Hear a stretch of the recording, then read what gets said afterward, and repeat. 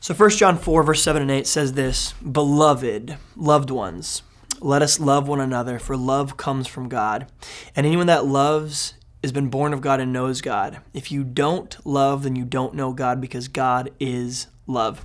So whatever property of multiplication or addition or subtraction or whatever it is in math, if God is love, then is love God.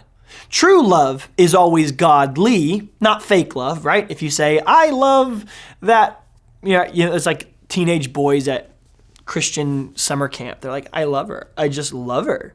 You're like, what's her name? I don't know, but I don't need her name because I love her. So that's not what godly love looks like. But true love is always going to resemble God's love for us, and God is love, which means, powerfully, I like to use this with my students when we're walking through 1 Corinthians 13, and I always say, start reading all of these words before that love is with your name in front of them, and then let's see how we check out. I want you to do this with me, okay? So take your name. I'm going to use my name. And you can tell, maybe you've got like a loved one or a spouse or something, and you guys have a great relationship, and you can read this in front of them, and then they can help you be honest with yourself. But I know that if I read this in front of my wife, there'd be some times where she would look up at me and she'd go, like, watch. Chris is patient. Okay. Chris is kind. Chris does not envy, does not boast, is not proud. He does not dishonor others. Is not self-seeking, not easily angered, keeps no record of wrong. As you keep going, you go, Chris is not easily angered. Chris keeps no record of wrongs. Chris doesn't delight in evil, but rejoices with the truth. Chris always protects. Does Chris always trust? Does Chris always hope? And does Chris always persevere?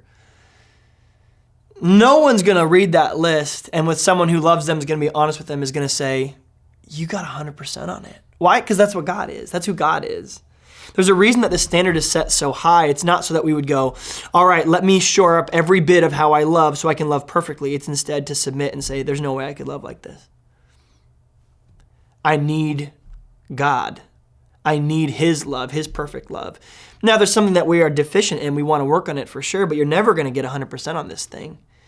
What's more powerful is when you put God's name in it. Jesus is patient. Jesus is kind. Jesus doesn't envy. He does not boast. He is not proud. He doesn't dishonor others. Jesus doesn't self-seek. He's not easily angered. He keeps no record of wrongs. Doesn't delight in evil. He rejoices in the truth. Why? Because God is love. Which is why we can perfectly fit in His name, and it makes total sense. In which why we can embarrassingly put in our own name, and it sounds a little bit obscure, doesn't it? But the power in here is that where we are deficient in our love, God is sufficient in His grace. And so when I look at these things and I see and I think about my family and my kids and my wife and my friends where I've messed these things up, that Chris isn't patient, but Jesus is patient, and that's what grace is. It takes all the areas where I was deficient here, and He puts His name there and says, Chris, I know that you weren't, but I know that I am. And until the day that I die, the process of sanctification, becoming more like Jesus, I want to get better at these things, but this doesn't define me. My identity isn't found in being perfect in this, because my identity is found in the one who is perfect at this, the one who loves perfectly, the one who chose the road less traveled, who looked down at the world. For God so loved the world that He gave.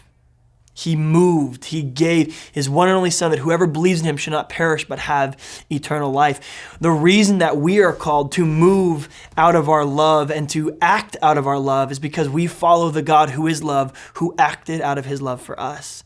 It doesn't say, for God so loved the world that He thought endlessly about how much He loved it. God so loved the world that He wrote a poem about it and left it at that. It says, God so loved the world that He put on flesh, became part of our mess, took on my dumpster fire sin of a life, died on a cross, came back to life, and saved me and saved you. That is the end result of perfect love. He was patient, kind. He didn't envy, did not boast. He was not proud. He was not rude. He was not self-seeking. He didn't delight in evil. He rejoiced in the truth. He always protects. Jesus always trusts. Jesus always hopes. Jesus always perseveres. Jesus never fails.